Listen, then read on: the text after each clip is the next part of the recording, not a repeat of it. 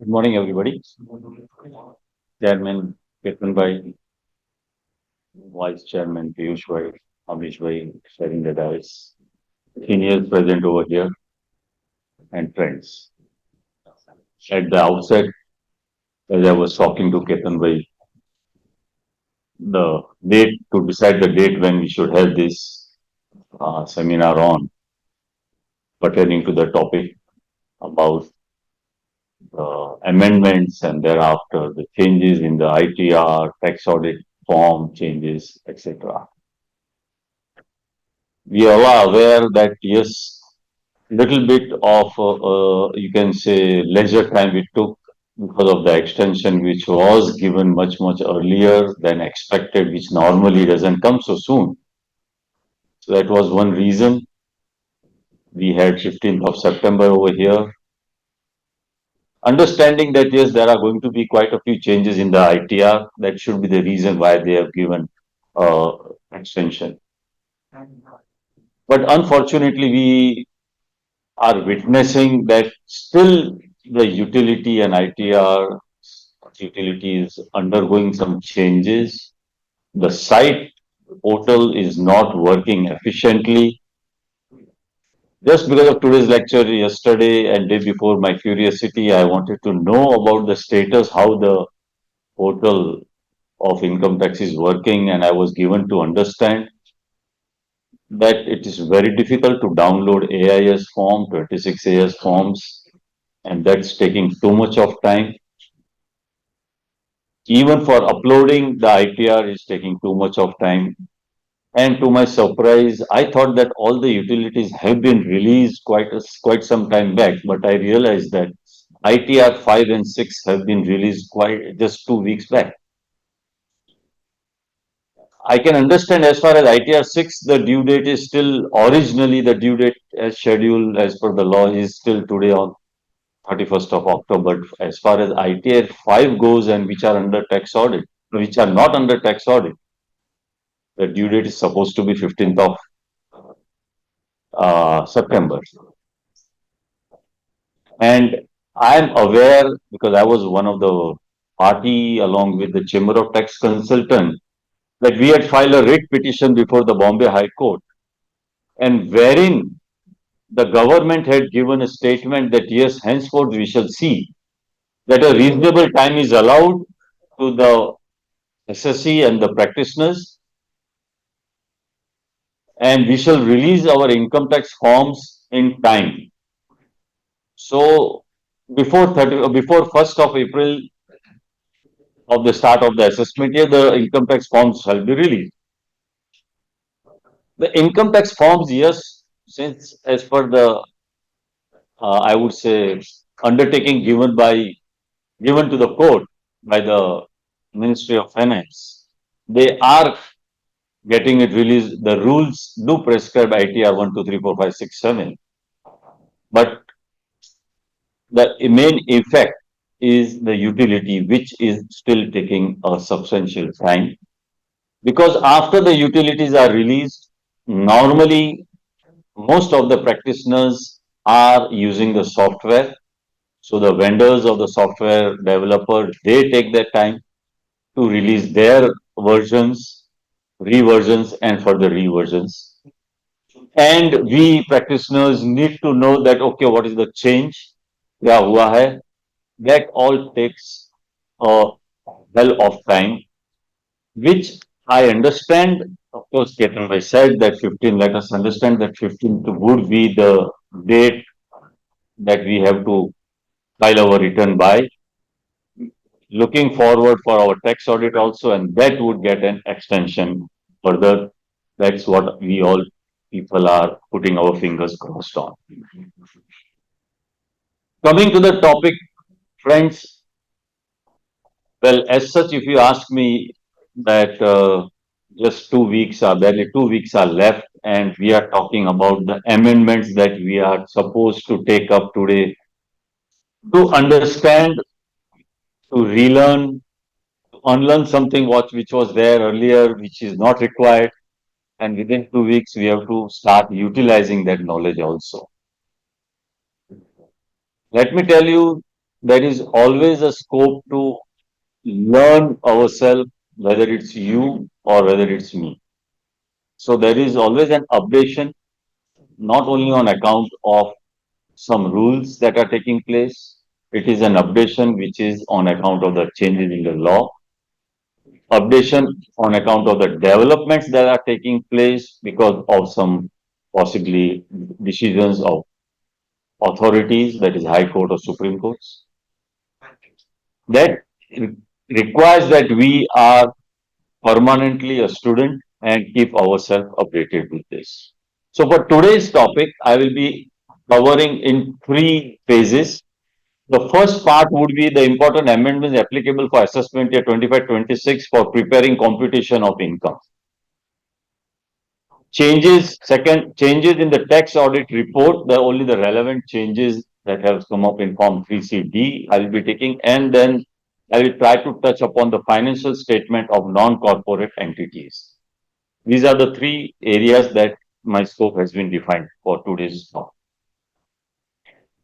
In between, if anybody has a query, we will not wait for the question answers till the end because normally the practice has been कि बाद में देख लेंगे, बाद में देखेंगे, and then we don't land ultimately in time. But in between also, if you have immediately after finish of that respective slide, if there is anything, I'm ready to discuss. Let us have an interactive section so that we all go with some value addition before what we had joined this session. I'm not covering is the amendments relating to trust because that itself is a different session which requires same way increase in rate of STT and F&O. International Financial Services Center, Sovereign Wealth Fund, Pension Fund, profits and gains of operating of cruise ships, safe harbor rules in relation to mining and selling of raw diamonds. These are the areas I'm not covering for specific reason that either they are applicable to a very specific nature, being the specific nature, it is applicable to limited people, and that's why I excluded from the scope. The reference material for our today's talk would be Finance number 2 Act 24, Finance Act 25. As such, if you see, it is always the Finance Act 24 which will be applicable for assessment year 25-26. But there have been very few amendments which are applicable for which are the amendments have been carried out in Finance Act 25, but they are applicable for assessment year 25-26. That's the reason where after circulars, notifications, and the guidance note issued by the institute. To start with, we have the rates of taxes. The rates of taxes, as such, there have not been any change. But then, to my surprise, I have normal the understanding is the change is वो 12 lakhs का है 12 lakhs का है that is applicable from 26 27, but there has been a little change which we need to be careful about is the slab, the first slab, that is from 3 lakhs to 6 lakhs has been increased from 3 lakhs to 7 lakhs, and the second slab of 10% has also been increased to 10 lakhs from 9 lakhs. These are the only two changes that has been carried out for our new tax regime under section 115 BAC. So for henceforth our discussion, we will have a new tax regime and old tax regime wherever I have to talk about. By this changes the net saving. If the income exceeds about 12 lakh rupees, it's going to be 10 lakh, 10,000 plus the surcharge and the cess. And from assessment year 25-26 onwards, by default, unless the SSC is eligible and he opts for the old tax regime, he will be by default considered that he has opted for new tax regime. There has been no change in the MAT, AMT education cess surcharges. However, a small change that is for our foreign companies, the tax rates have been reduced from 40% to 35%. Coming to the rebate part, that is 87A, and that has been a controversy which has been going on from last year and which still continues for assessment year 25-26. The controversy is only for these 2 years, 24 assessment year 24-25 and 25-26, because from 26-27 onwards, we already have an amendment carried out. Just to give a little bit a warm up in for 87A, what it is about. We all are aware that it's a rebate that is allowed in the tax rate, in the tax amount. The rebate allowed is if the income is up to rupees 7 lakhs. If the income, total income exceeds above rupees 7 lakhs, then the SSE individual resident is not eligible for NHF, he is not eligible for the rebate. However, for a special tax rate, that is short term, long term, whether the rebate is to be allowed or not to be allowed. As far as a long term goes, Section 112 very clearly mentions that no rebate will be allowed on that tax. The controversy is for the short term capital gains, where the tax rate is 20% if it is a city pay, whether a rebate is or 15%, whether the rebate is allowed on that or not, that is the controversy. So the example makes it very clear what we are talking about.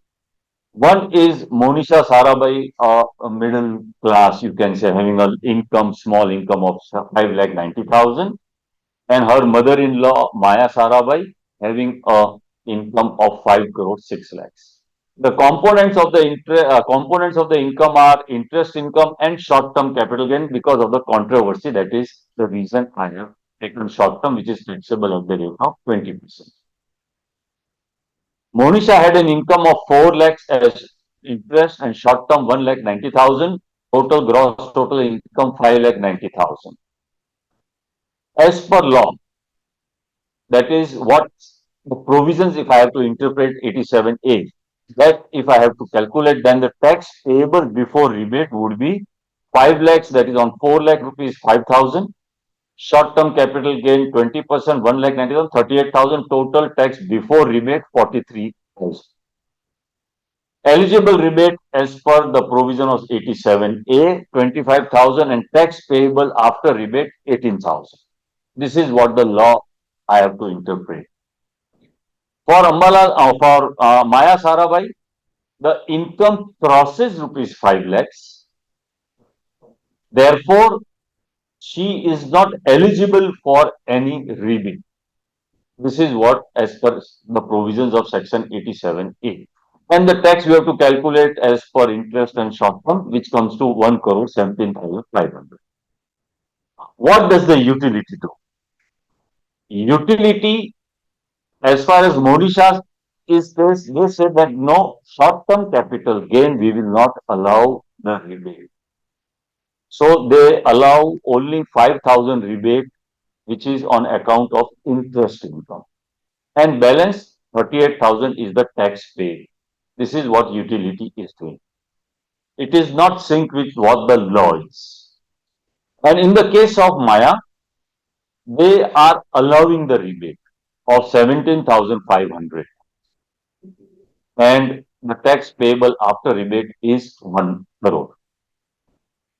Though the Maya's income crosses 7 lakhs rupees, total income crosses 7 rupees, still the utility is calculating, and this is an error as far as the utility is concerned. Last year, it so happened that this utility of not allowing rebate on short-term capital gain underwent an amendment. So the persons who had filed the return of income before 4th of July, the utility was allowing the rebate. They changed this from 4th of July onwards by not allowing the rebate. The Chamber of Tax Consultant, we went to the Bombay High Court. After, of course, looking at the smallness of the amount, the reason of going to the and filing the writ petition was that because of the smallness of the amount, the people will not be able to dispute this at the higher forums, maybe a tribunal level or high court. They will not be able. So consolidated, kindly consider this which is not as per the law, what the utility is doing. So our two asks were there before the Bombay High Court. Number one, how can the utility restrict a person, an SSE, from not making any type of claim? Forget the short-term 87A rebate on anything. Whether utility can at all restrict any SSE to make any type of claim. That was the first thing.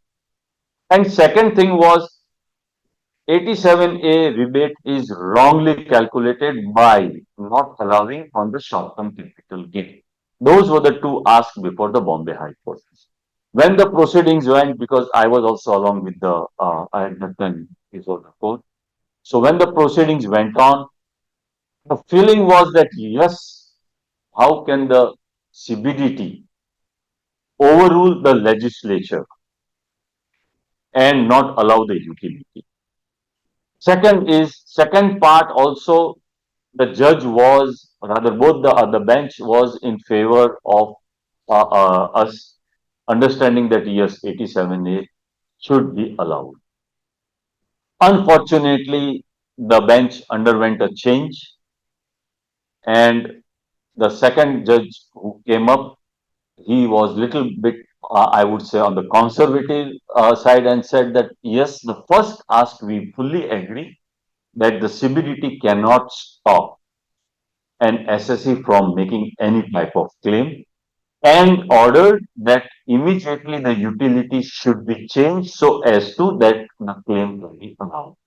SSE can make the claim. So this becomes a law today. You can say that they cannot stop, the utility cannot stop the SSE from making any type of claim. Forget 87A only. That is one. But as far as allowing 87A, they said that we have a different forum. You kindly come in the queue, that we will not take up this issue now. Whenever it comes, we will take up. Though we told the court that no person would be, it will not be cost effective for any person to travel to the High Court for this 25,000 maximum. But somehow they said, no, sorry, at this stage, it would be premature to apply a mind on that, and we do not give any decision on that. So that was the Chamber of Tax Consultant at that time when the order came on 24th of January. But for us, we have one tribunal decision, the tribunal decision, which is in the case of Jayashri Ben Jayanti Bai Palsana, though it was the amount involved for was only 25,000, but still I must say that she traveled up to the Ahmedabad tribunal, and wherein the tribunal gave the decision in favor of SSE, saying that T7A rebate needs to be allowed. As far as CPC is going, now they are allowing, utilities, they are allowing the rebate, but CPC is not allowing that rebate. So the option available to the SSE is either they have to dispute that, saying before the appellate authority. But I'm given to understand that now CIT appeals are allowing this rebate under Section 87. As far as the I would say clarification goes, the finance minister, when she was presenting the budget, she twice mentioned that our intentions are very clear and we do not want to allow any rebate for this short term, that is specified rates of taxes are concerned. She mentioned that not once but twice, and that was the main reason was because she was aware that Bombay High Court is already discussing this case. Only thing is fortunate that this amendment which is carried out, it has not come retrospective. This has come prospective, and therefore we say that the dispute is there only for the 2 years, and from assessment year 26-27 onwards. Now, because of the proviso that has been inserted, which says that the deduction under the first proviso shall not exceed the amount of income tax payable as per the rates provided in subsection 1A of 115 BAC. And therefore, this gives that No rebate will be allowed thereafter on the shopping cash flow loss. Okay. That brings me to the another amendment on individual taxation. Long term, so because of the provision in the long term capital gain itself, 112 section says that no deduction will be allowed under section 115 BAC. Whereas short term does not have that amendment. So that was our argument before the court, that had the intention of the legislature would be that not to allow even for short term, that they would have carried out this amendment for the short term also, which was not carried out. Sorry. Yeah. Uh, Coming to the sorry individual taxation, as far as the salary goes, they have increased the deduction from 50,000, standard deduction from 50,000 to 75,000, but only if the SSA is opting for new tax regime.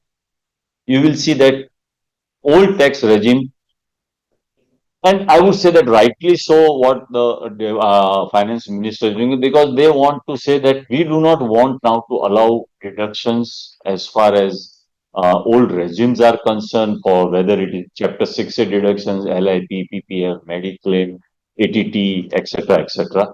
We don't want to verify all those issues, and therefore they are discouraging old tax regime and they are encouraging the new tax regime by not allowing the deductions, by increasing the tax rates. And we have seen that now many of the SSs who were otherwise better off in old tax, they are now better off in new, and for going further in 26 27, still they will be much better off because of the 12 lakh. Okay. Another one is the family pension deduction. If an SSC has an income from family pension, then the expenditure deduction has been increased from 15,000 to 25,000. This also is again for the new tax regime only. As far as national pension scheme goes, we have seen that the government is trying to encourage that scheme. And as far as the national pension scheme goes, here the amendments are that the employer, if he's contributing 10%, then only up to 10% the deduction was allowed. Now that 10% limit has been increased to 14%. And if it is an employee who was getting deduction under section 80 CCD, then the higher deduction of 14 lakhs will be allowed only if he is opting for the new tax regime. However, the employer, he will be allowed the expenses deduction whether he is opting for old tax regime or new tax regime. It does not make any difference. And provisions of section 17(2) and 17(2)(a) regarding the contribution by employer is also been. So anyway, the provision has been increased up to rupees 7,50,000.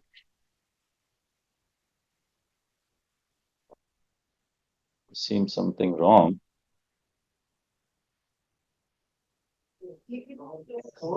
Sorry, I tried that. I tried that. I understand, but I know I'm bad in technology, but not so bad also.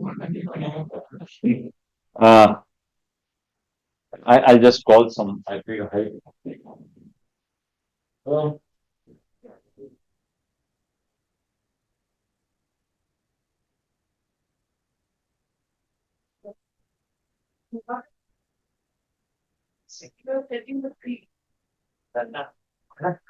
thank you. Okay. No, it's okay. Thank you. Okay. Okay. Procedure to see that see we require help of maybe I am good in this, but technology wise still we need to take the support and help of everybody. That shows that yes, we still require to update ourselves in many areas. Procedure to opt in and opt out, which was more complicated in the last year, but for this year and going ahead, it has been, because by default it's a new tax regime. So if an SSC who is filing ITR 3 and fourth, in that case, if he has already opted for old tax regime, he need not file the form number 10 IEA. But if he has not opted earlier, this is the first time he's opting for old tax regime, he needs to file this form 10 IEA, and which he requires to file before 15th of September, unless further we have an extension in the date. And for ITR 1 and 2, that is for salary income and no other major income. In that case, he is required to file the form before the due date. Only then he will be eligible for old tax regime. Otherwise, he will not be eligible for old tax regime, because there the concept of filing Form 10 IEA is not required. That brings me to the another head of income, and which is house property income.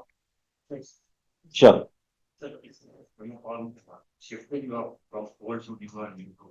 Yeah.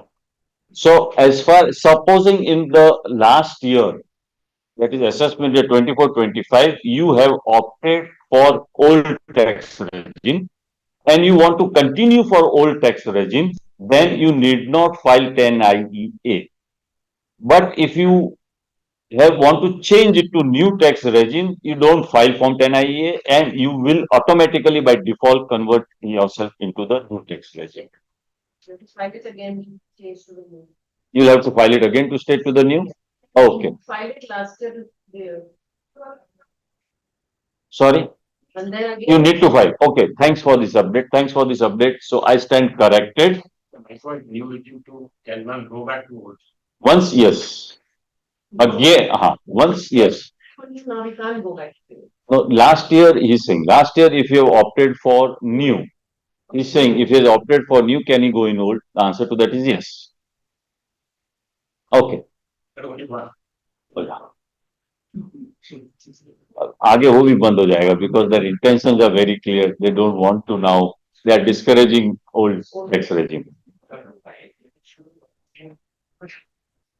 They can switch in off, hop in, hop off. House property income section 23(2), which describes our annual rateable value.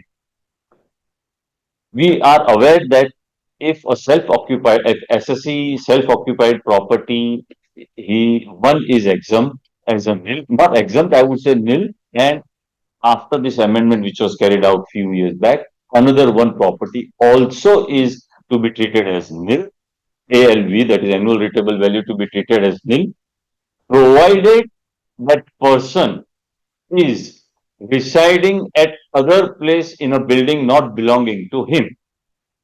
Now, that was the wording as far as the proviso is concerned. That was creating a confusion that,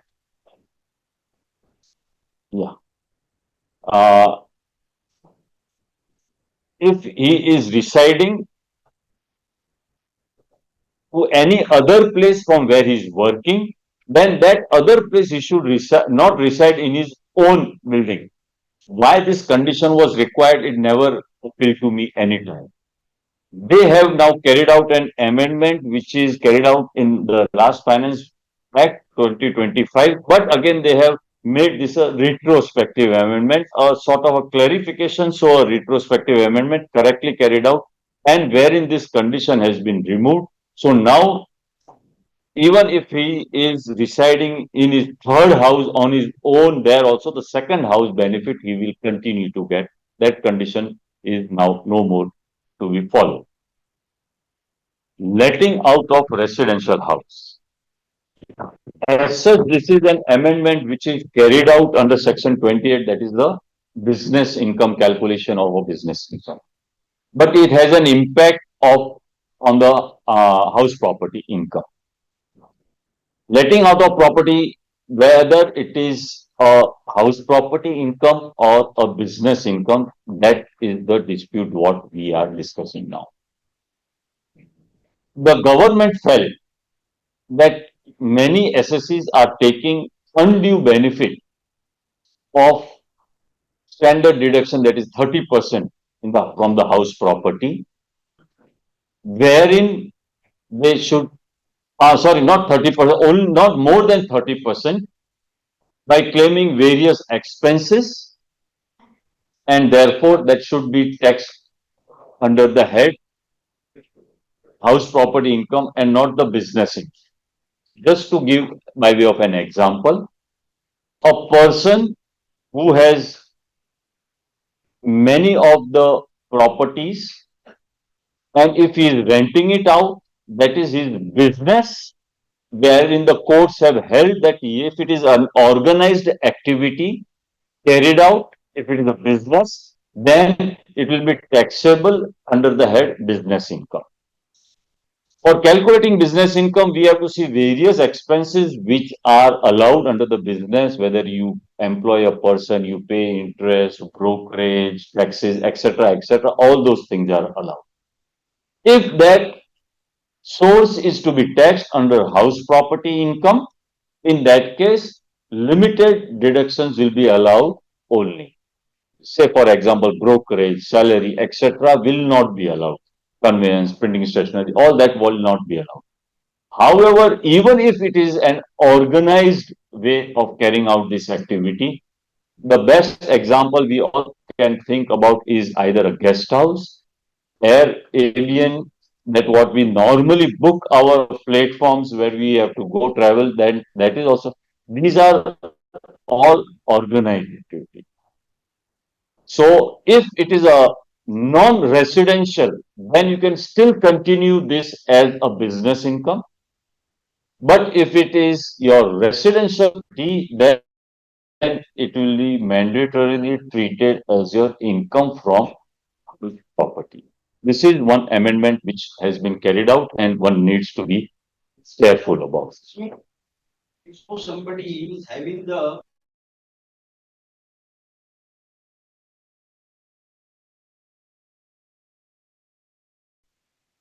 and income from house property, or it will be a The can we know mandatorily it is your income from house from. Earlier, the courts have held that that person may be having four such type of row houses or five rows, and he is doing like a business. He has appointed an agent, he has appointed a broker, person looking after, caretaker, more facilities. All these were treated as an organized activity, which is for business. But they said that government feels that people were taking undue advantage of this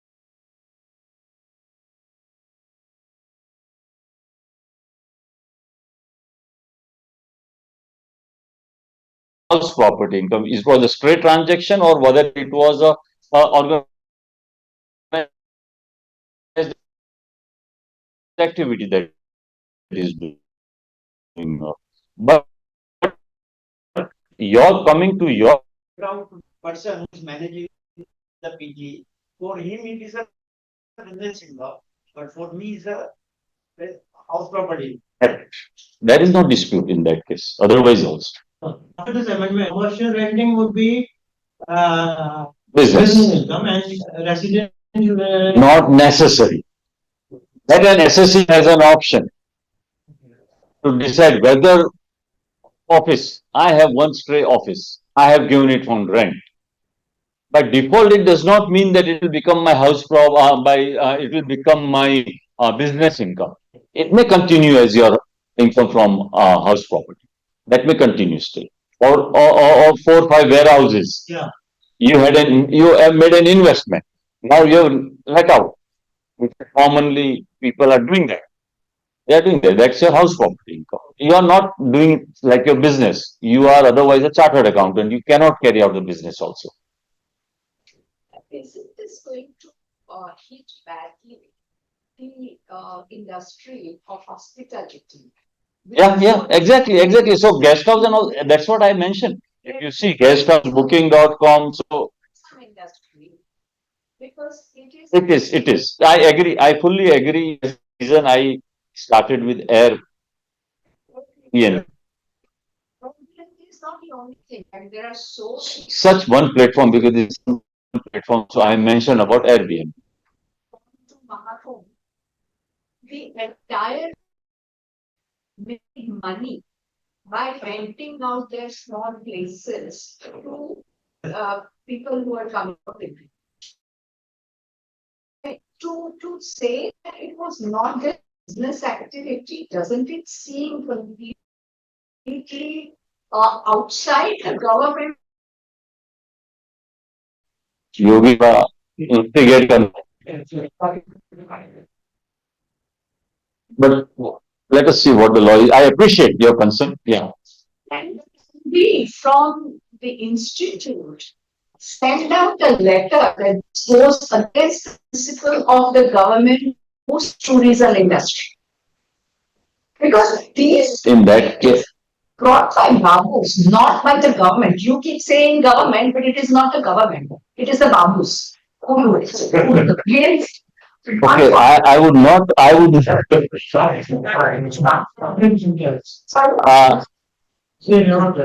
that's the reason I said, Yogi, but if the Babu is going to rule, then the minister needs to step down. I'm sorry, I would not agree to that. I appreciate, yes. Most of the cases still today it is, a few of the cases still today it is happening. Most of the cases it was happening. All right. But now today the ministers are aware. And I have been a person who have made a representation this before finance ministry on this very point. So if you tell me that the minister is not aware, I won't be hesitating in using that the finance minister is not aware that this law you have brought in. And if you are not aware, the representation was there. Could be she has not read this representation. But when we have discussed this one to one, I had discussed this with the CVDT chairman. That, sir, really, what you think is not correct. It's a business activity. Why do you want to carry out this? So in post-budget representation, when we had made this, we had discussed this. But this is what still is there on the statute. Sir, excuse me. It has been the unfortunate part. If you see that limited 10-15% people would have taken an undue advantage by taking a depreciation or this. For that, it should not be applied across. That's a problem. That's a problem. And that we are all seeing it. Whether it is the worst example I could think of is section 68. You are supposed to prove that मेरे lender का capacity है. Fortunately, they have amended, even they've made कि अगर bank से भी loan ले रहे हो तो यू हैव टू प्रूव कि बैंक की कैपेसिटी थी.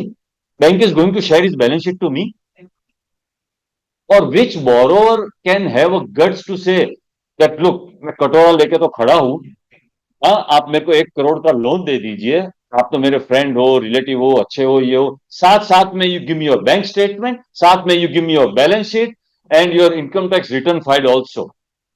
What will that person say? Exactly. Go to finance minister. All right. So, madam तो गई, चाबी लगा योगी के पास. Anyway, sorry. Coming to this. And we have some discounts which they are giving to the staff members for the residents for the permanent fee. So That is the asset of there. And if you are giving for the residential use and all that, then that perquisite 17(2) will calculate a rent-free accommodation or whatever. Okay. Coming to the business, section 37, a disallowance of settlement amounts. We all are aware section 37 talks about the allowability of the expenses. However, the explanations that have been introduced, they started with explanation 1 and then explanation 2 and thereafter explanation 3, wherein they restrict that, look, this type of expenses will not be allowed. And they started with penalties, infringement of law and all that. We appreciate that, yes, जो भी पहले जा रहा था पैसा, speed money वगैरह वगैरह, so they wanted to discourage that. Fully appreciate, and they have disallowed that. I understand. Thereafter, second explanations talk about compounding fees. The compounding fees also, if you're paying, will not be allowed, which I don't understand that why. Because normally these compounding fees are without admitting that I have committed any law or to buy peace.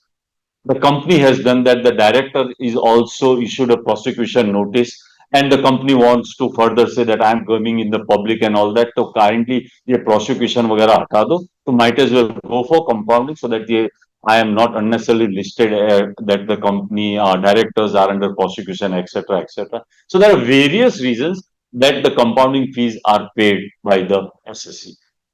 To that further, now they have included settlement amounts. Now, this settlement amounts, I actually don't understand where does it come from, and neither does the memorandum very clearly specify that why they wanted this amount to be disallowed and not to be treated as an settlement amounts. Normally, what I understand, and even the court, the tribunal, Bombay tribunal, is given that this settlement amount was paid to the SEBI. And when these settlement amounts are paid, it is always with the understanding that, look, I am not admitting that I have committed any default or a crime or anything. However, to buy peace and to finish off the matter, ये कौन litigation में जाए? Cost of litigations are not small nowadays. If you at this platform, I cannot say that, but otherwise, I would have said that if you are a lawyer, you would not have studied like that. You would have done something more.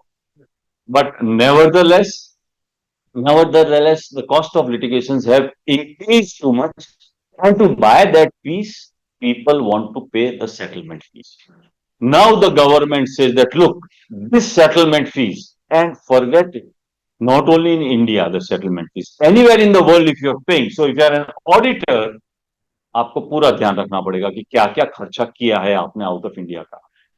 And it is very common in Western countries to pay settlement fees. Indian, still that culture is not there. Particularly, we would have seen more so in the company law or in the SEBI, etc. I'm not talking about the settlement fees, which otherwise these settlements are done. Not that. So this settlement fees will not be allowed. And only thing for this particular assessment year 25-26, they have still not notified, because the law says that it will be notified which type of settlement fees will not be allowed.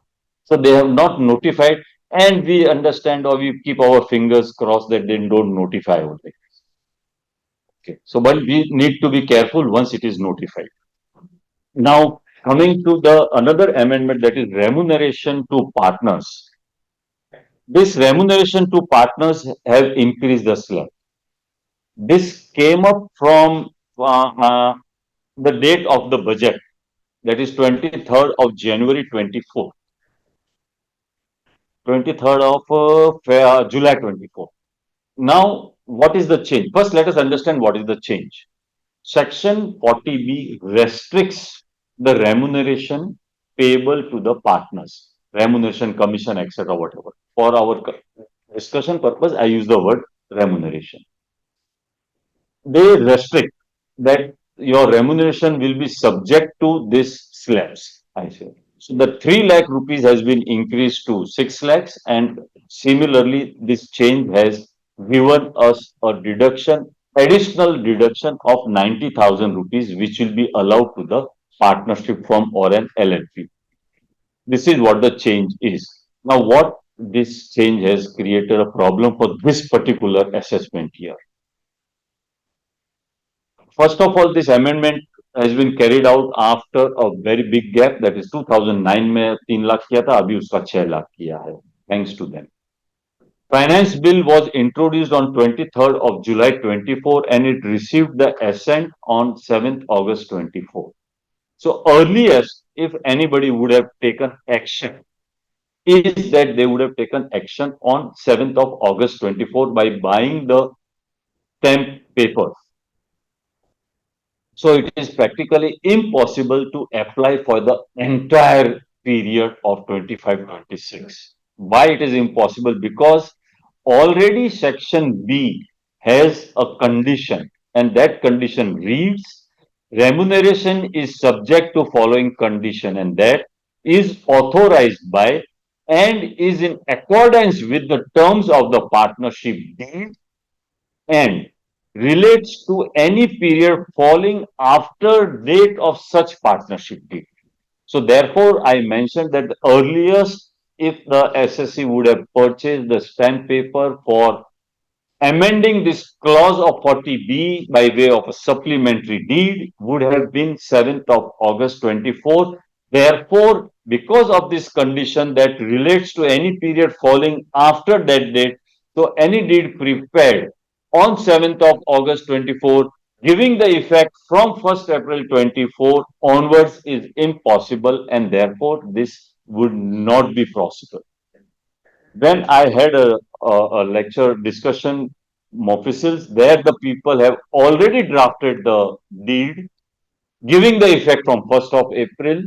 So I said that I do not agree to with this because this would create a problem and therefore specifically I thought that let us discuss that we do not carry out any such mistake over here.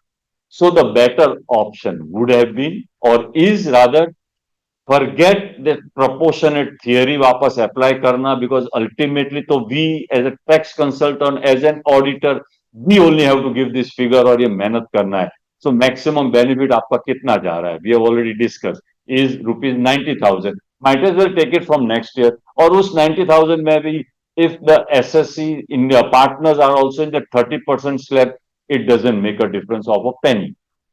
Therefore, it should be applied from 1st April 25 onwards so that here there is sorry, nahi, so that you do not fall into that trap of proportion theory. Again, what to allow, not to allow, how much to allow, and make it applicable from 1st of April 25. So assessment date 26, 27 onward. However, as per law, if one wants, he can. If he has a stamp paper, if he could have thought of, and if he has a stamp paper, then he can make this amendment and carry out for the entire period also. Now comes another big change, and this is what I thought that possibly our utility is getting delayed, and that is on account of capital gains. What has changed in the capital gain by the last budget? One, increase in rates of taxes, that is short term, long term. Reduction in period of holding of asset to be classified as long term capital gain or capping in certain cases. Now we have only two holding periods. That is, that will come to what these two holding periods. Earlier there were three. Increasing yearly exemption limit, that is of that 1 lakh has been increased to 1,25,000 and removal of the indexation benefit. These are the major changes that has been carried out under the under the chapter capital gains. Now, why this change? All changes why do they carried out? Simplification purpose to make it complex. So they say that this is for rationalization and simplification of taxation of capital gain. But yes, if you ask me, definitely these amendments, whether it is favorable to us or not, but they have been simplified now. Henceforth, but for this assessment year, I'm telling again, but for this assessment year, henceforth, unless they amend it again, this simplification is there. Even rationalization is there, but it's not what they say. All the cases have been rationalized. We will take up. There are cases where the SSC has suffered drastically. That we will take up. And the effective date is 23rd of July 24. That date is creating a problem for this assessment year. Everybody said, I also agree. So the holding period now, if it's a listed securities, long term up to 12, more than 12 months, it's long term, less than 12 months. I'm sorry, more than 12, up to 12 months, it is short term. So other capital assets up to 24 months, it is going to be short term and otherwise it is long term. Right. Now rates of taxes. If it's a listed security, short term taxable under 111A rate 20%, long term if it is tax and if it is taxable under section 112A, 12.5%. Other capital asset. I will come to that. What is this other capital asset which is taxable under section 50 AA? That is a deemed short-term capital gain. It is called. Then, if it is long term, it is taxable under 112 1C, 12.5% short term at a slab rate. Same way, other than except for the section 10, 50 AA, it is short term capitable taxable at applicable rate. Now coming to the controversies, what has been raised. Sorry, before this controversy, let us understand what this short term capital deemed short term gain is about.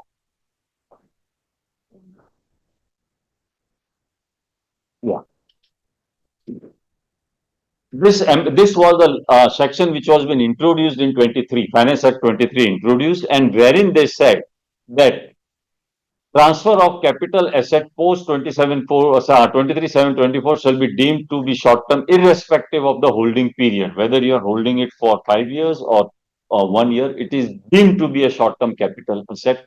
And earlier they had only two nature of products, that is market linked debenture and units of specified mutual fund.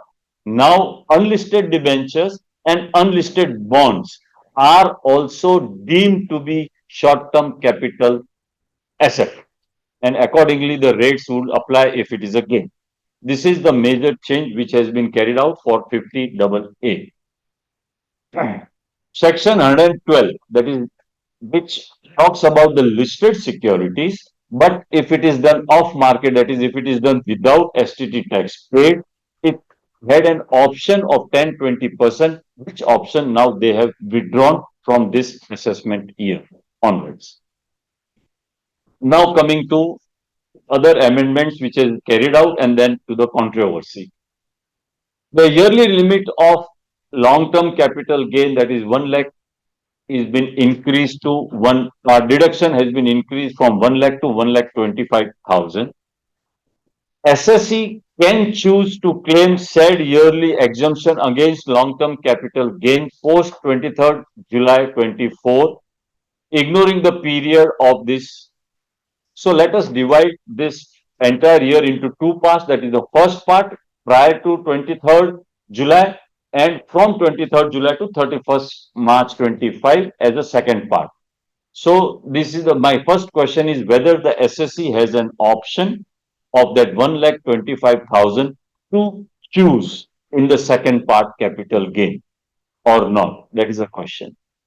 The SSC would always have, given a choice, SSC would like to claim it in the second part, second period. The reason being, there the tax is taxable at the rate of 12.5%. First period it is 10%. That's the reason why these questions have come up. Can SSC choose to set off of loss incurred in earlier year or prior to 23rd of July against the long-term capital gain post in the, that is in the second part, ignoring the long-term capital gain of the first part? Can the SSC do that? Can SSC choose to adjust basic exemption limit of long-term post first and ignoring it in the first part? So that I will take it by way of an example for our easy understanding purpose. The last bullet talks about can SSC choose to claim exemption under 54F against long-term capital gain. 54F, I'm sure everybody is aware that if you have any long-term capital gain other than your residential house, in that case, not all of course, but your you can say jewelry, gold jewelry you have sold. Gold का भाव बहुत बढ़ रहा है वैसे भी. So gold jewelry if you have sold, and if you have a long-term capital gain, and if you are purchasing a residential house, whether you are eligible for 54F or not is a controversy. I would say that controversy is not regarding whether the eligibility is there, subject to the conditions of that 2 years and prior to that 1 year, and if you are constructing to 3 years, वगैरह वगैरह, subject to that, he is eligible. SSC in the second part also, if he is selling, he is eligible. The controversy is whether he is supposed to invest the capital gain let me not come to 54F. Let me come to 54 for our easy understanding. A person has purchased a residential house, say 5 years back. In the second part, he has sold this residential house. Originally, if you remember, when it was a bill, finance bill, at that time, irrespective, you will not be allowed any indexation and you will be taxable straight away at the rate of 12.5%. If you do that computation, then in that case, you are supposed to invest the book gain to purchase the residential house. The question is where, okay, by way of an example, if I have to explain, the cost of the asset is 1 crore. I have sold that asset in 5 crores. I have purchased a residential house subject to the conditions available for rupees 3 crores. The indexation, if I have to apply, the index cost is 2 crore. I will repeat the example. Cost 1 crore, index cost 2 crore, sales consideration is 5 crore. The new asset that I have purchased is for 3 crores. Whether I will be eligible for the entire deduction under long-term capital gain or not. That is a question. And it's a question to you all.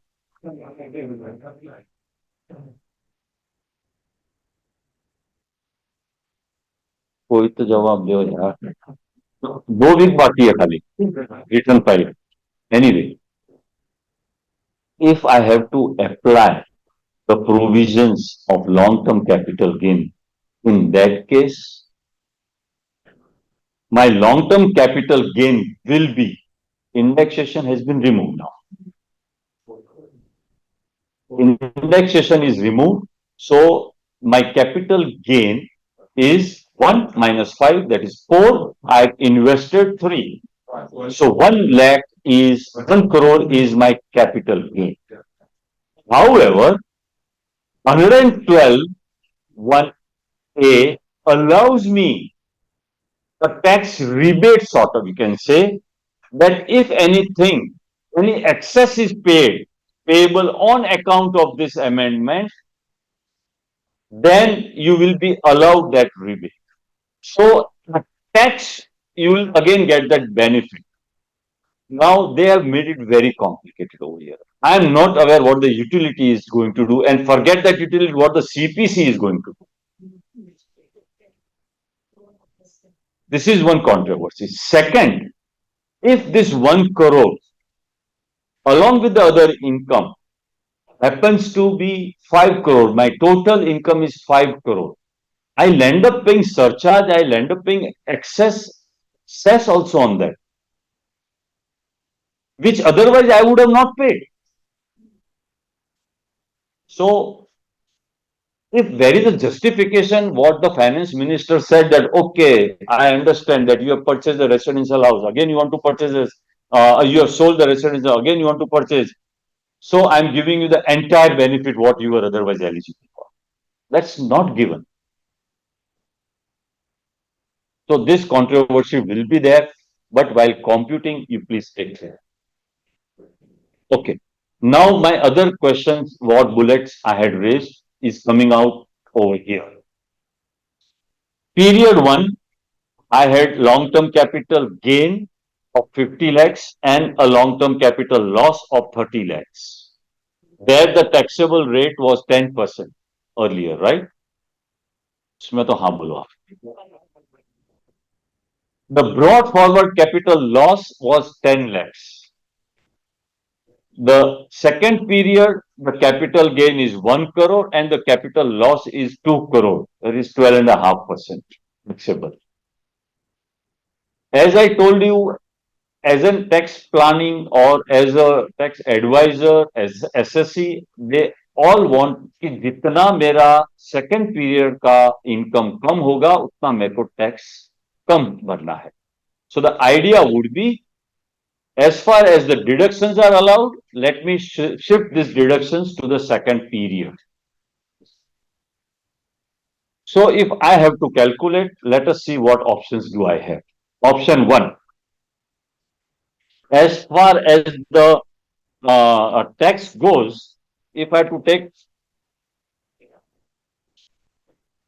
so I first take up D, that is 1 crore minus E, definitely second period का ही है, तो I reduce that second period. So 1 crore minus 2 lakhs, and then the C, that is my brought forward 10 lakhs. And minus the 3 lakh rupees, assuming my basic deduction 3 lakh का जो है, वो 3 lakh rupees I take up from there. And then I calculate the tax accordingly. My tax will come to 12 lakh 46,875.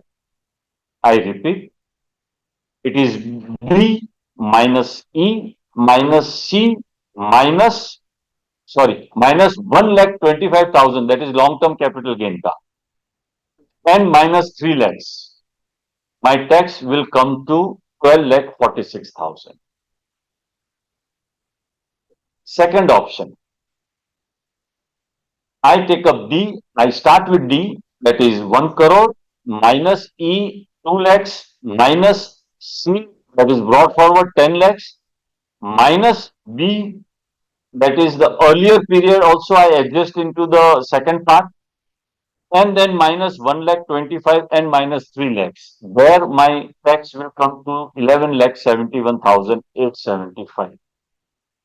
These are the two options which I would say tax planning, I can do that.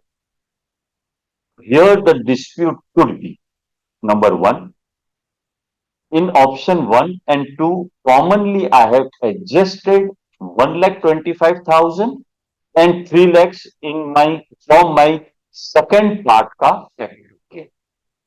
Whether I am allowed to do that. Because 1 lakh 25,000 says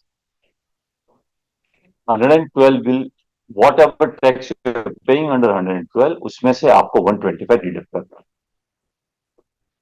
2 lakh 3 lakh rupees is your annual income का पूरे का जो था वो आपको मिलेगा. Because we are going with the presumption कि उसको कोई दूसरा income नहीं है. Otherwise it will have more complications. Whether I am allowed to do that. Out of these two options, I will come to another complication little later, step by step. Whether I am allowed to do that or not. According to me, yes. Why not? Why I cannot have this option unless the legislature wanted that no, this will be allowed pro rata basis or FIFO basis. There is no such restriction. So according to me, yes, why it should not be allowed. That is very clearly for option 1. Option 2 or option 1 mein, there is a small difference wherein that is the B, long term capital loss of 30 lakhs, I have reduced from my part 2 and not from my part 1, which logically, if you ask me, part 1 का पहले पूरा calculate कर दो ना आप इसमें से करके और फिर पार्ट 2 पे जाओ. That's logic. But logic is not to be applied. Law. Let us apply the law. Does the law restrict anything? If at all, then they would have amended section 70, 71, 72, जो भी इंटरहेड आपको करना है उसमें करो आप. There is no amendment to that. So if you ask me, option 2 also yes. Why I cannot? I think it is a fair planning if one tries to do, and he should be made eligible. Going further, if I have to take another option, the brought forward capital loss of that 10 lakh rupees, same analogy. because Section 72 does not, 71 does not stop me from claiming from second place. Why I should not take it in the second part? I don't know. I'm not aware, honestly speaking, whether they allow the utility allows this or not. I tried to find it out, but I gave my office a very short notice. But they did tell me that the long term, so you can brought forward, you can take it in part two, but the option two they are not allowing. The option two says that B also needs to be reduced from part two. That is, part one ka loss needs to be reduced from part two. As far as the law goes, yes, it should be allowed. Why I'm saying this is we have various decisions. If you are aware that the decisions were in context to section 54F and section 54F, they were in context to, wherein you can select the specific scripts because each asset is a separate asset and each script could be selected, and if from that script you are making the investment, then you can allocate the amount of investment made under section 54F qua the respective script. So normal the SSC's aim would be where the sales value, because 54F talks about the sales consideration, the asset. So where the sales consideration is lower and corresponding income, capital gain is higher, those script will be selected and taken the benefit for 54F. Not समझे नहीं लगता है. Okay. If there are 5 scripts I have sold, 5 scripts I have sold, all those scripts have a different sales value and different capital gain. All right. I have to select the amount of investment that I have made under 54F. So which amount I will select? As a tax planner, I will always select जहां पर capital gain कम है, जहां पर capital gain ज्यादा है और sales consideration कम है. So out of this, I have selected 2 scripts wherein my capital gain is less. I'm sorry, capital gain is higher and the sales consideration is less. So I have to invest the less amount. And the tribunal said, yes, the department has, I have not come, it was the case where the department has preferred a petition to the High Court. So the tribunal, not one, many, including Bombay Tribunal, has held that yes, you can, SSC has an option to have this selection. If SSC has an option to select this, से तो मैं कम planning कर रहा हूं, वो तो बहुत ज्यादा प्लानिंग किया है. But it's a planning, it's not tax evasion. So one should be eligible for the options that I have discussed right now. Coming to, yeah. Long-term capital loss is 10 lakhs. And the capital gain after 23rd July is 1 lakh. Would the benefit of 1,25,000 be given first or your loss? We can't see. Yeah, her question is that the SSC has 10 lakhs rupees brought forward losses. During the year, the SSC has made a gain of 1 lakh long term. Whether that first needs to be adjusted or 10 lakhs I carry forward and 1 lakhs against that 1,25,000 jo deduction I can set off. You will not be allowed to set off. First, you will have to set off first the brought forward losses because the section 72 says for computing your total income, before that you need to set off whatever is brought forward.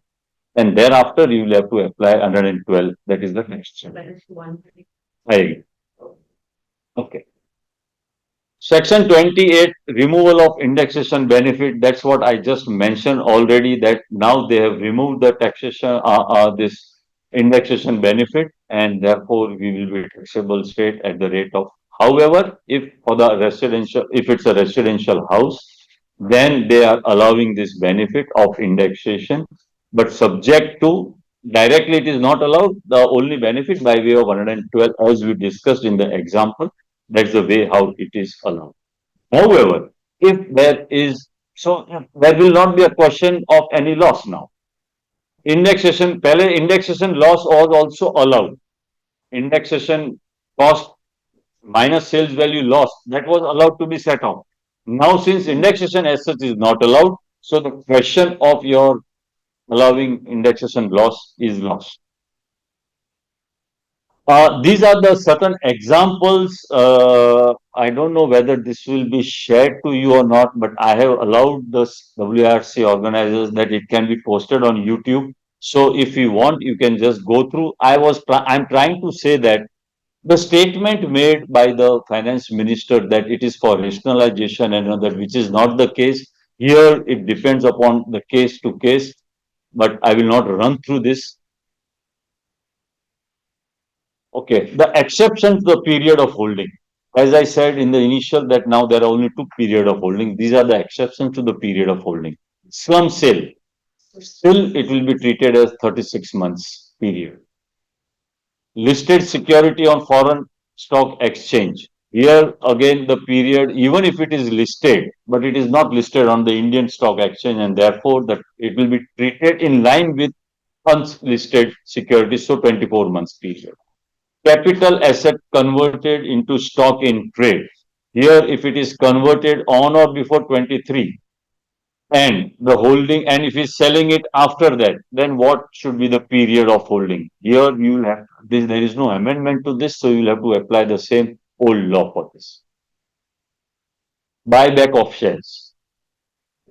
This buyback of shares, I don't know, somehow they have not been able to reconcile it very clearly, and therefore the SSC ultimately simplification जरूर कर दिया है, but now we are landing up paying much more tax which otherwise you were not being paying. Buyback of shares, we understand. I will not run through this entirely. Is first the amendment came in Finance Act 13. What they wanted that time in Finance Act 13 was that look, let the tax be paid by the company. Thereafter, it said, no, company is ultimately end up paying less tax, let it be paid by the shareholder. Again, company. Then again, now, कुछ नहीं करने का है. सीधा, whatever amount you are receiving in the name of buyback, that's your dividend income. But they have misunderstood that not necessarily always it is an investor who is investing in shares. It's a trader also who is investing at times, who is purchasing these shares.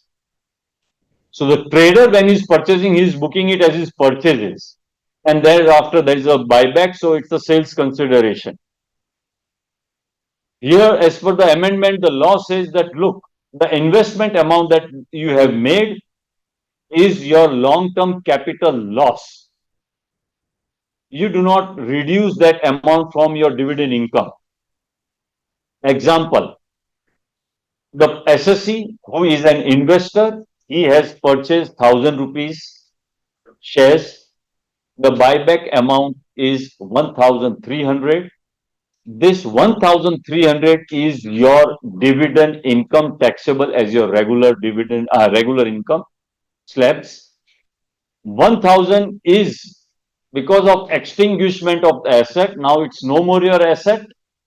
Therefore, capital gain or loss, but no adjustment allowed under the dividend income. Section 57 is not correspondingly amended. Therefore, this will be treated as your capital loss. 1,000 is your capital loss. Either you adjusted if you have capital gain during the year, or you carry forward for up to 8 years. नहीं है तो 9th year से बाबा राम दे. This is what the amendment talks about. Example 2, if he is a trader, he has purchased these shares for 1,000, he is not going to show this as his investment because he's a trader. He has accounted this as his purchases. He has received the sales consideration on buyback 1,300. As such, it's my purchase and my sales. Straight away, it does not enter into my investment portfolio. It's not a capital gain. Does he get this deduction of purchase cost of 1,000? Logically, yes. But logic doesn't work. Where what to do? There is no such amendment which says it will be disallowed. This purchase will be disallowed. So, and this sales consideration will be treated as a dividend. That is an amendment. Where any buyback amount is not your sales consideration for the purpose of trader also.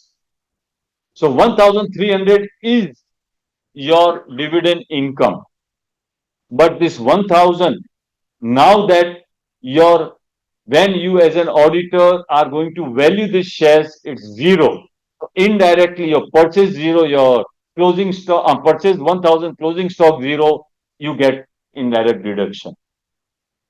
That's the way how you will have to claim your deduction. But yeah,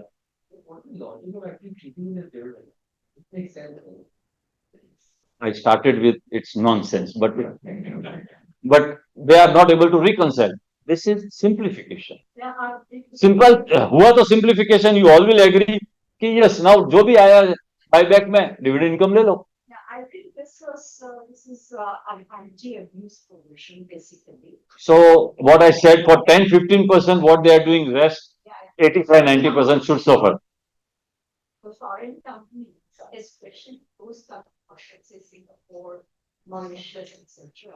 When they did when they wanted to take everything back. No, it's not that. It's I agree. Partly I agree with what you said. I didn't wanted to enter into this, but the idea was what you said is right. There is no capital gain if you are from a Mauritius or a Singapore company. There is zero capital gain, right? So what people used to do if it's an Indian company, the investor is from a Singapore, Mauritius, they would buy back that. There capital gain का कोई सवाल आता नहीं था. Nothing to be done. और simultaneously उनका जो difference आया अगर वो ज्यादा भी है तो इट लैंड्स गवर्नमेंट को कुछ नहीं मिलता है. Now that it is dividend government को सब कुछ मिल जाएगा. जो नहीं लेजिबल इनकम नहीं है वो.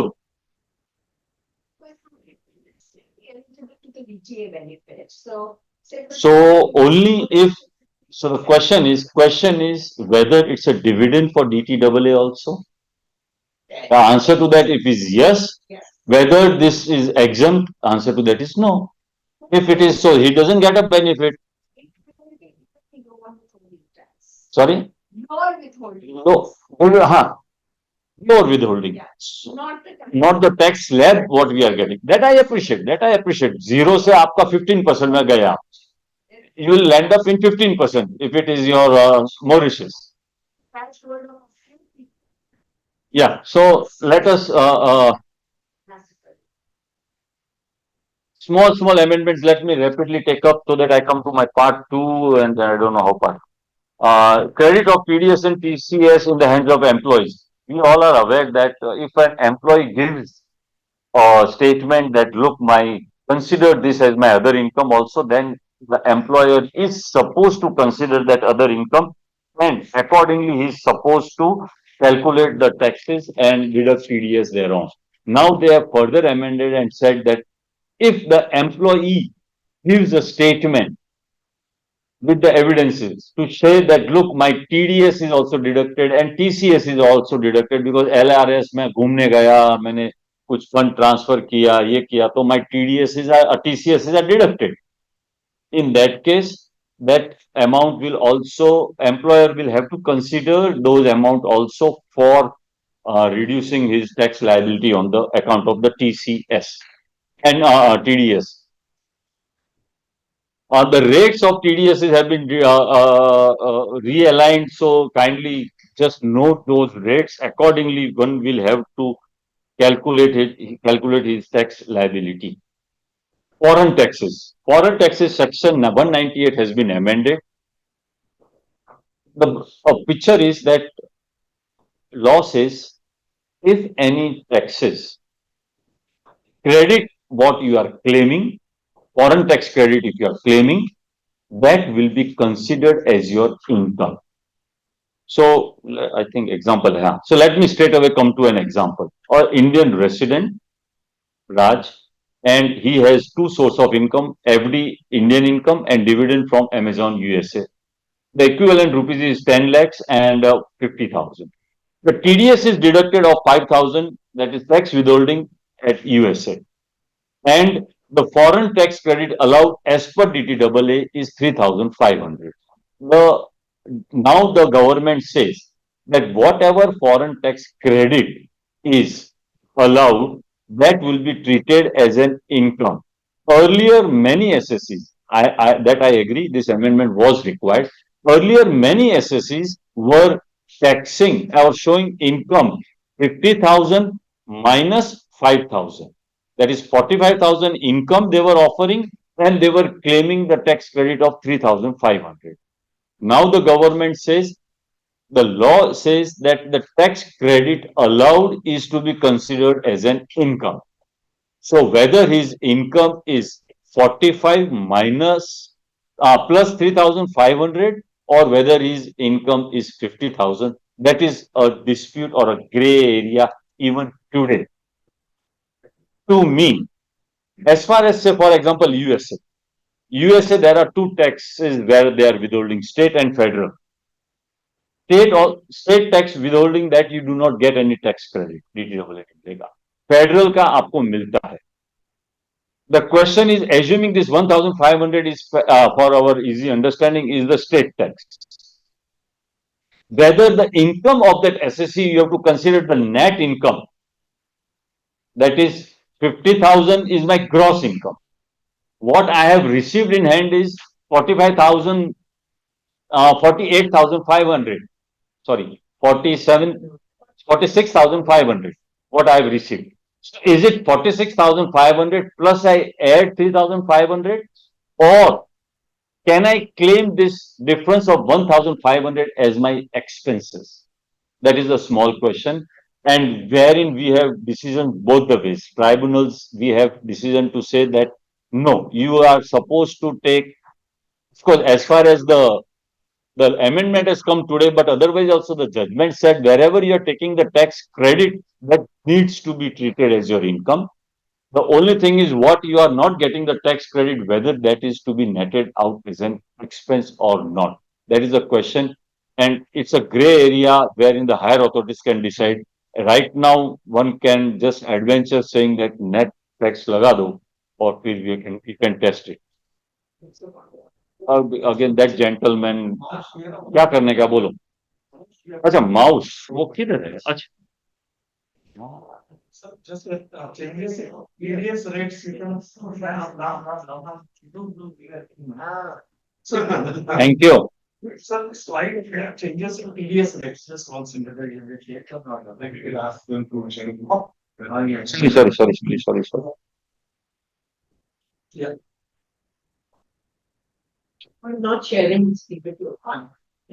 I have given the permission to the organizer that you can do it, so now you have to ask them. Okay. So other changes I will skip. Uh, so the next part is changes in the tax audit report. Tax audit report, the one which are very commonly or just trivial changes, I will not touch upon. Okay, this clause 21 talks about that settlement proceedings. Settlement proceedings, well, none of the organizer is here, so I am not the person to give this permission. You take a break. Uh-huh. So expenditure incurred for settlement proceedings, for as I said, कि अभी तक settlement proceeding का कुछ notification नहीं आया है, so it remains, though it is added, it will be none for our easy understanding. This clause 22, last, none. because since it is not reported, there is no mention still. The CBDT has not come out with any circular. So none. Clause 22, which is a troubling section for all of us. It talks about MSME. They have changed this clause, and the changes are, I would say, great changes. How to deal with this, we auditors will face a challenge on this. The first clause of 22, subclause 20, first subclause of 22 says amount of interest inadmissible under section 23 of MSME, though everywhere the word used is MSME. But for the purpose of this clause, that is for the purpose of section 43, we have to consider only small and micro and not the medium. The difference you will understand when we come to the presentation or the requirement of the counts, that is the financials when we prepare. For our tax audit purpose, let us understand that MSME is restricted only to small and micro. All right. Now, interest inadmissible. So, if there is any interest debited to profit and loss account, only those interest is required to be reported over here. That will be only disallowed, not the interest wherein it has not been debited, but he is required to make the payment. There you need not mention over here. Second question. The first clause stops with the colon and then it uses the word or. We all understand or means either or. Does it mean that if I have opted clause 1, I need not go to clause 2 and clause 3?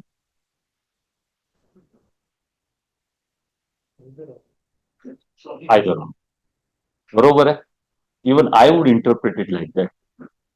I am not a very good English literature, but definitely इतना school से पढ़ा हूँ and ने ये word use किया है और but our institute doesn't agree with me. Our guidance note doesn't agree with me. Guidance note clarified saying that you should treat this as an end. I don't know why. Now, my baप is our institute.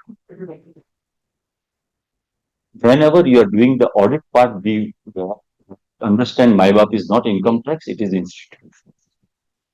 So, if you have to balance, first you see that whether I will be held as a negligent or not, that you just take care and accordingly prepare any report. But however, I have an option to say that my understanding is or. That will definitely, that is not an intention. But fine, I read it like that. If at all you are stuck to the wall, कि अभी कोई रास्ता ही नहीं है, मेरे को report तो sign करना है, but I cannot give so many changes. So, because clause 2 or 3 is much more difficult to answer. What it says, it said or any other amount not allowable under clause H of 43B, that they have reduced, that they have deleted clause. Now they have introduced 2 more subclauses. Second subclause says total amount required to be paid to a micro or small enterprise as referred to in section 50. So micro and small enterprises who have got a certificate, but if they are only for the purpose of loan, ignore them as a micro and so for this purpose. If the certificate mentions it's a trader, ignore them, then they are not to be considered for the purpose of reporting this. So wherever you take a list, then you make sure you log into, if they give you a certificate, fine. Otherwise, you log into that respective site and you will get the detail. What site? Site, which site you have to say Aadhaar or something, some site is there, na, for micro and all this. Yoga. Udyoga. Yeah. Udyam. Yeah. So that you log in and you come to know कि भाई उसका registration is under what? Trader है, तो ignore it. But here you will have to mention total amount required to be paid during the previous financial year. It doesn't talk about whether you are paid in time, you are paid delayed, ये वो कुछ नहीं. Total creditors, you will have to take the list of those creditors. उन सबका due date देख लो, whether 15 days, नहीं उसका 45 days के अंदर है. There is some agreement, contract, PO, etc. And then prepare that list. It's an audit by itself.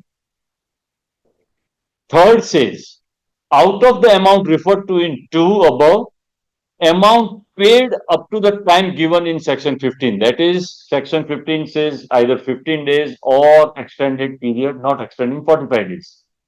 So if it is paid within that you pay, and not paid up to the amount of given under section 15, and not paid up to that.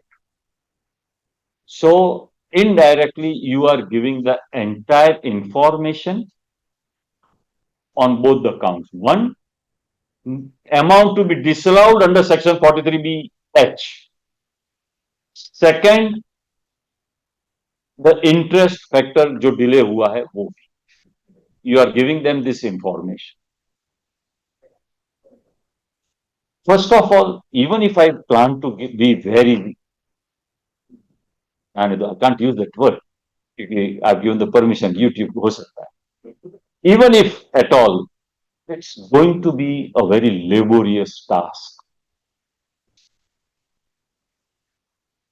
If you take a list, that okay, from the client you take a list, auditee says कि भाई हाँ ये list है, these are the 10 parties who are registered with MSME as per my record.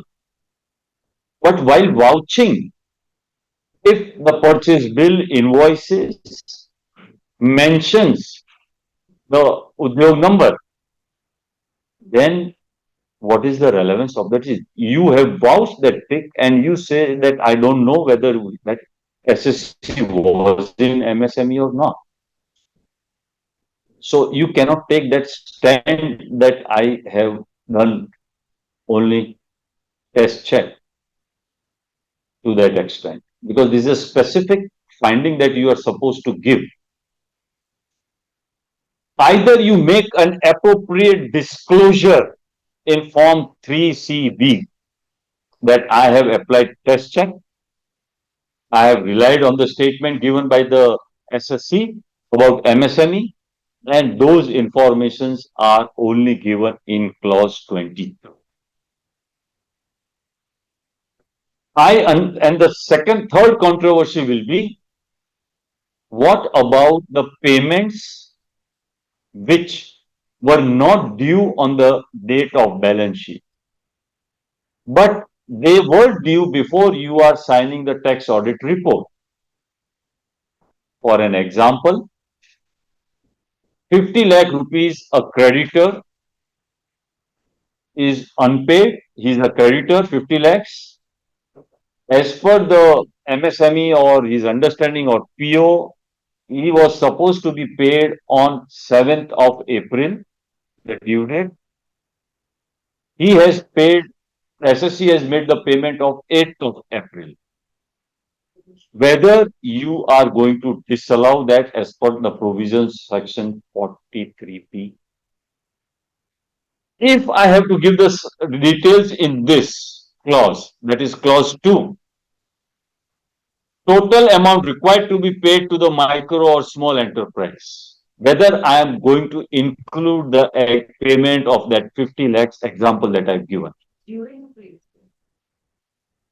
Take that benefit. Institute doesn't allow.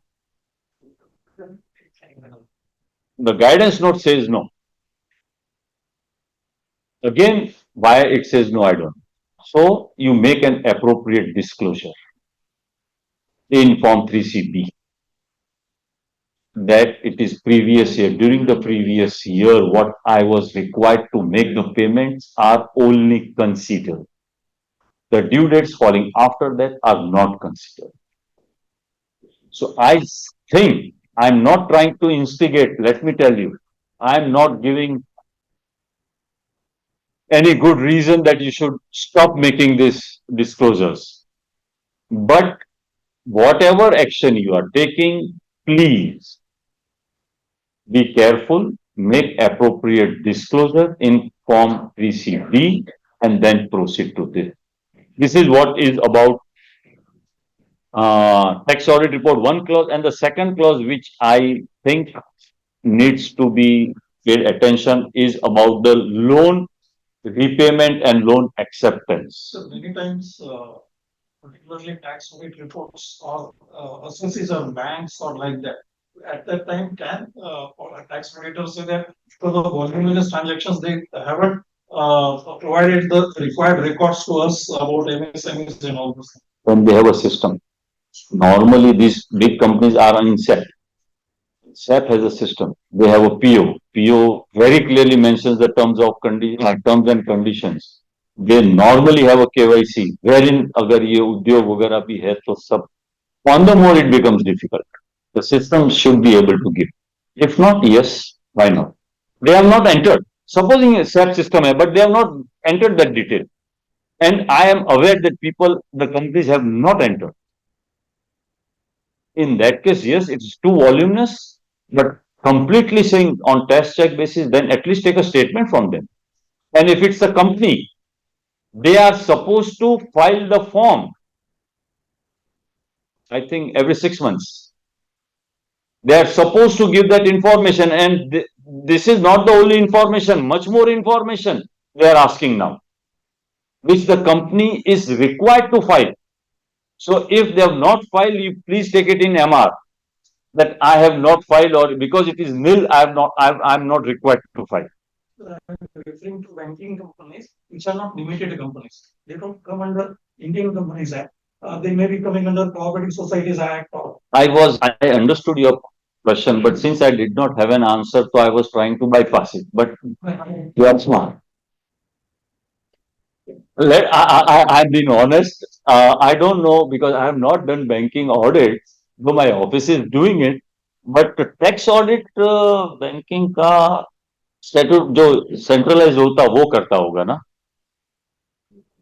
So I don't know if the system applies.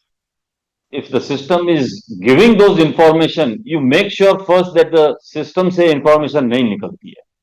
First you make sure that.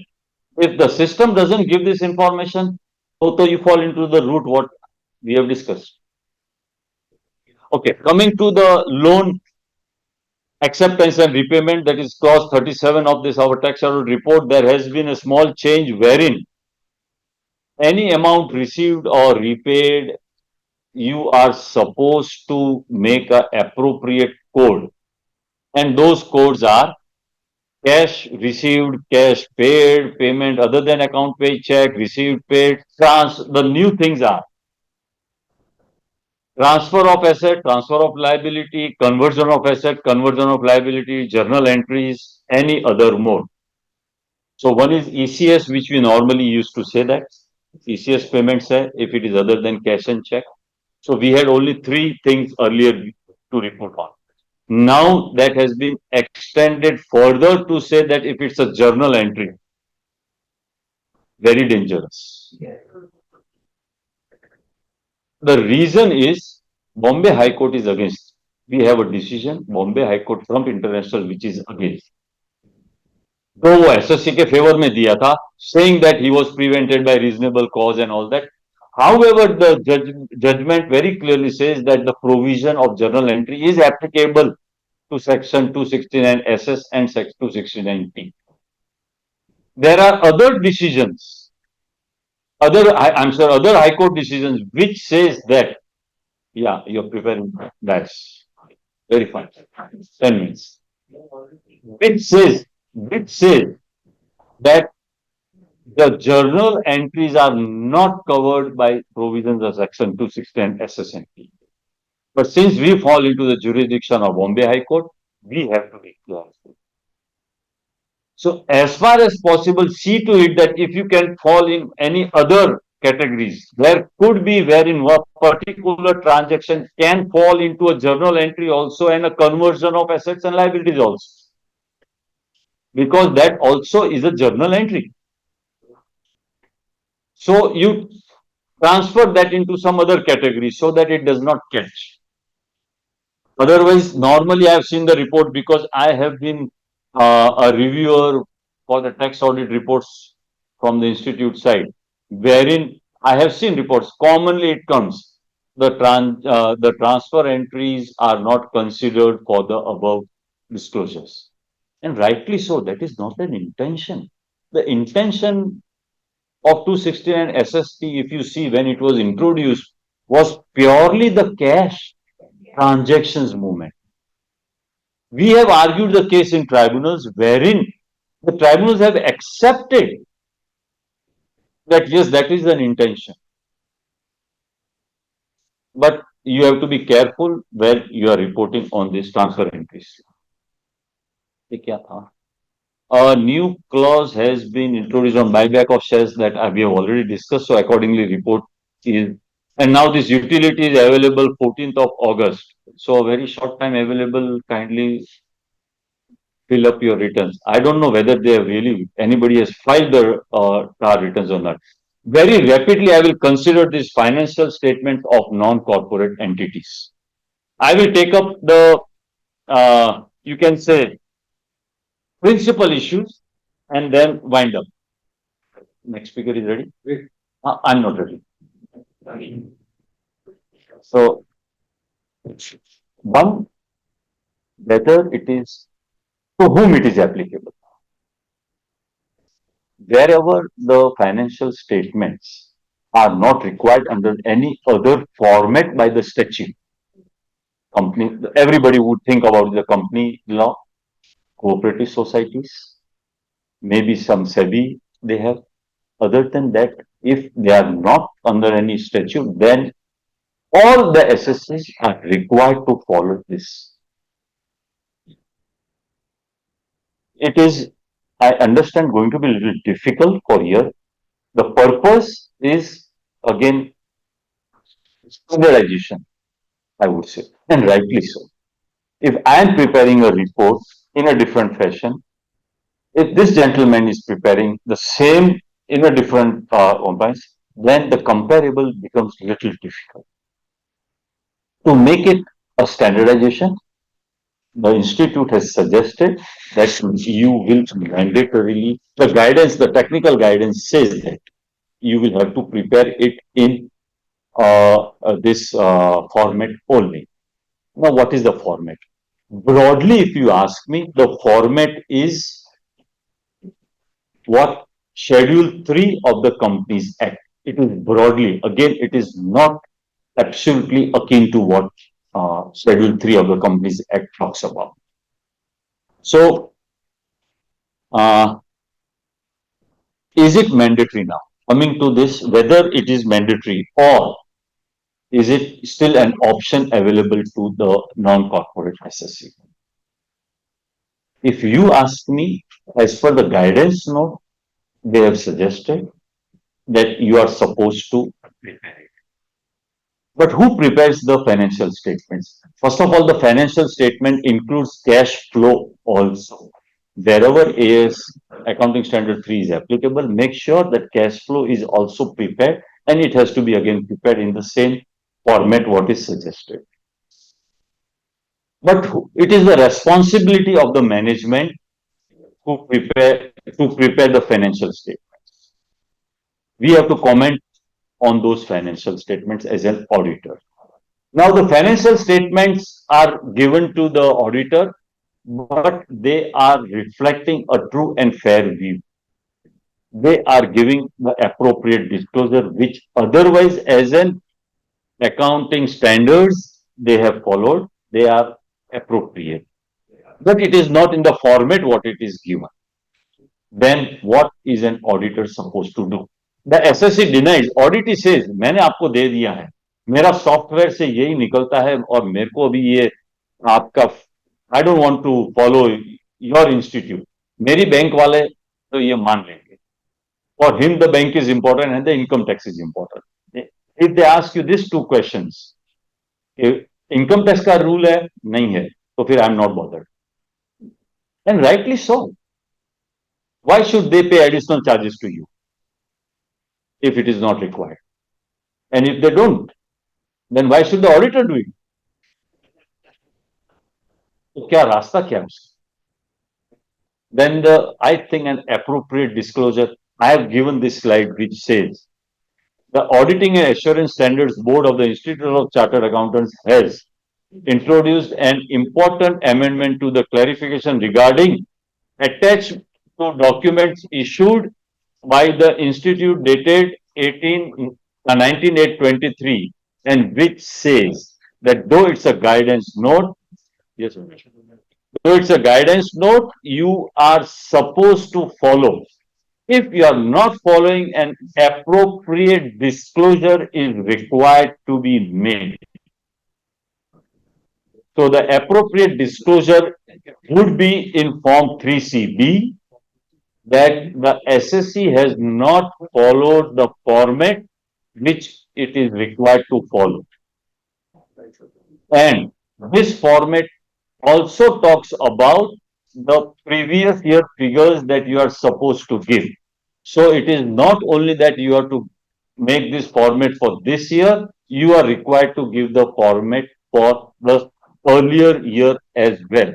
And as I mentioned earlier, that for the purpose of tax audit, the MSME is different, and for the purpose of our financial statements, the MSME requirements for the disclosure are given in slide 48. Now, since the speakers are over here, I will not run through this, and we will like to get enlightened from them as well.